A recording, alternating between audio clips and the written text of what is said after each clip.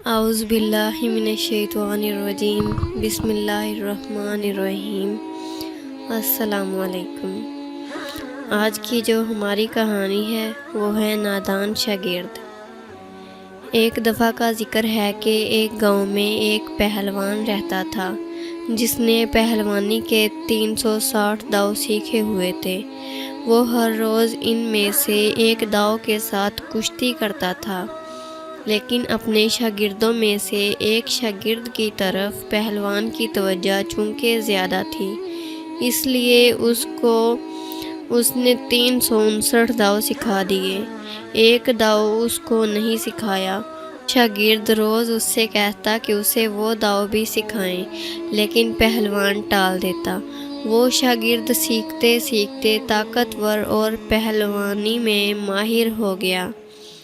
کسی کے اندر اس سے مقابلہ کرنے کی ہمت نہ تھی، یہاں تک کہ اس شاگرد نے غرور کرتے ہوئے اپنے وقت کے بادشاہ کے سامنے یہ بات کہہ دی، میں استاد کا احترام جو کرتا ہوں وہ اس کی بزرگی کی وجہ سے کرتا ہوں، ورنہ تو طاقت میں اس سے بھی کم نہیں، اور پہلوانی کے فن میں بھی اس کے برابر ہوں۔ بادشاہ کو یہ بات بہت بری لگی کہ ایک شاگرد اپنے استاد کی اس طرح توہین کرے۔ بادشاہ نے حکم دیا کہ اس کے استاد کے ساتھ اس کا مقابلہ کرایا جائے۔ چنانچہ ایک میدان تیار کیا گیا جس میں سب کے بیٹھنے کی گنجائش تھی۔ جس دن مقابلہ تھا اس دن بادشاہ کے تمام وزراء، درباری اور ملک کے تمام پہلوان حاضر تھے۔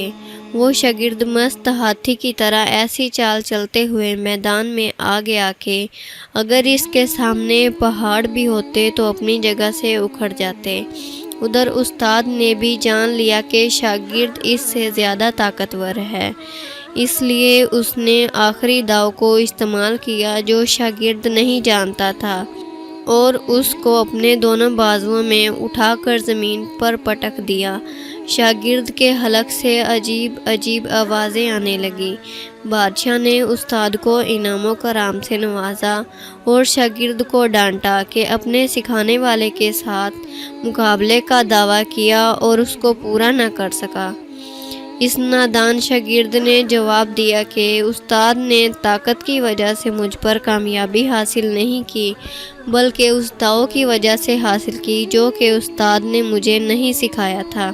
استاد نے کہا، میں نے اسی دن کی وجہ سے اس داؤ کی حفاظت کی تھی کہ اگر تو دشمنی کرنا چاہے تو نہ کر سکے۔ اس کہانی سے ہمیں یہ فائدہ حاصل ہوتا ہے کہ استاد تو ہمیشہ استاد ہی ہوتے ہیں۔ شاگرد کو کبھی استاد سے آگے نکلنے کی سوچ نہیں رکھنی چاہیے۔ اگر ہمیں استاد نہ سکھاتے تو ہم آگے بڑھ سکتے؟ جی نہیں۔